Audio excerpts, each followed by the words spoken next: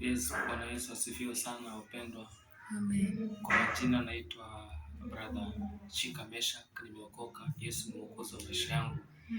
Na leo ningependa tuweze kuweza kufundishana kuhusiana na neno la Mungu, kwa sababu sisi hapa duniani tunapita njia, na kwa hivyo lazima tulikazane katika neno ambalo ni la uzima, neno la Mungu. Bwana Yesu asifiwe sana. Amen. Na leo tunaenda kujifunza kuhusiana na mada fulani ama subject fulani, lakini kabla tujaingia katika somo la leo, ningeomba tuombe ili tumkabidhi Mwenyezi Mungu nafasi hii au ibada hii, na tufunge macho na tuweze kuomba. Baba mtakatifu, Mungu mwenye rehema, uishi katika enzi yako, unatukuza jina lako linaliinua. Nasema na sana kwa kipindi hiki mtakatifu, wewe ni mwaminifu na Mungu wa rehema. Umesema tutaishi kwa mkate tu, bali katika neno la uzima tukalo kinywani mwako. Baba, ni wakati mwingine tena tunapoenda kulisoma neno lako, Mungu mwenye rehema, na kufundishana. Baba, naomba Roho Mtakatifu akaweze kutuongoza kwa ajili ya utukufu wako Bwana. Neno hili likaweza kuwafikia watu katika sehemu tofauti, wakapata kupokea utukufu wako na wakapata kuvumbia kwa utukufu wako Bwana. Wacha Roho Mtakatifu akatuongoze kwa neno hili, na sifa na utukufu tukurejeshea. Ni katika jina la Baba, la Mwana na Roho Mtakatifu naomba na kuamini. Amen.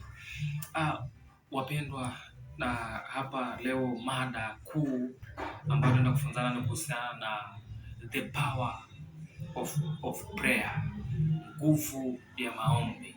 Nataka leo tutambue ni nini maombi na nguvu ya maombi.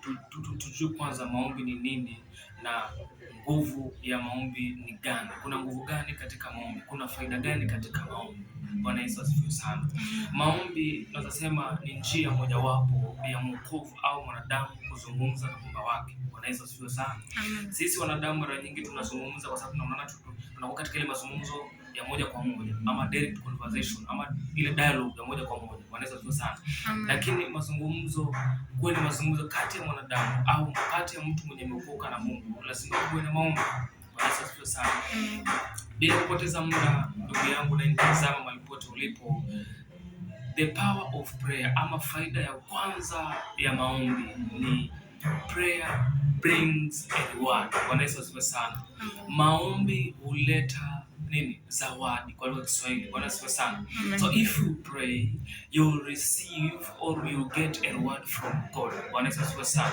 Nataka nikupatie katika faida ya kwanza ya maombi, nataka nikupatie kifungu ama nikupatie vifungu kadhaa kwa kila point ama kwa kila faida. Bwana Yesu asifiwe sana.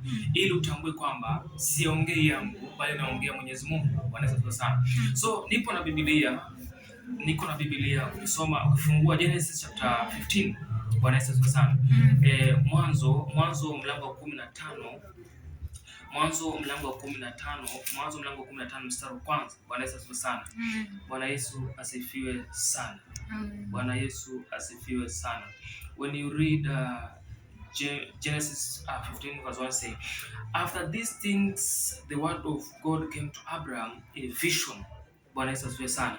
Fear not, Abraham, I am your shield, your reward shall be very great. Bwana Yesu asifiwe sana.